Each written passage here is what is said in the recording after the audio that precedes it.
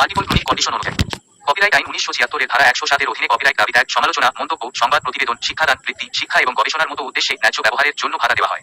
ন্যায্য ব্যবহার কপিরাইট আইন দ্বারা অনুমোদিত একটি ব্যবহার যা অন্যথায় লঙ্ঘন হতে পারে। তো হে হলো আমার সবাই, কেমন আছো? আশা করি ভালো আছো, সুস্থ আছো এবং সুখে আছো। তো গাইস, আমি হলাম আকাশ, আর তোমরা দেখছো লেটস কম্পেয়ার 2.0 ইউটিউব চ্যানেল। তো গাইস, আজকে যে টপিকটা সেটা কিন্তু তোমরা থাম্বনেল দেখেই বুঝে নিয়েছো যে আজকের ভিডিওটা কিসের উপর হতে চলেছে। তো গাইস, বেশি দেরি না করে ছোট্ট একটা ইন্ট্রো দিয়ে আজকের ভিডিও শুরু করা যাক।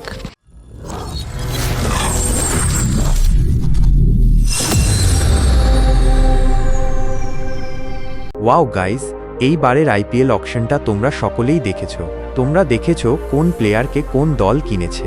আবার এটাও দেখেছো যে সে বয়সে আমরা পড়াশোনা করি, স্কুলে যাই, টিউশনে যাই। সেই বয়সে একটি ছেলে আইপিএল অকশনে 1,10,00,000 টাকায় বিক্রি হয়েছে। তো গাইস, আমরা আজকে এই ছেলেটির সম্পর্কেই বেশ কিছু কথা বলবো। প্রথমত, এই ছেলেটির নাম হল বৈভব সুনিয়াভক্সী। এই বিহারের সংস্থাসুর গ্রামের বাসিন্দা। এর বয়স হল মাত্র 13 বছর। একে 1,10,00,000 টাকায় রাজস্থান রয়্যালস কিনেছে। এ হল লেফট হ্যান্ড ব্যাটসম্যান সুনিয়াভক্সী।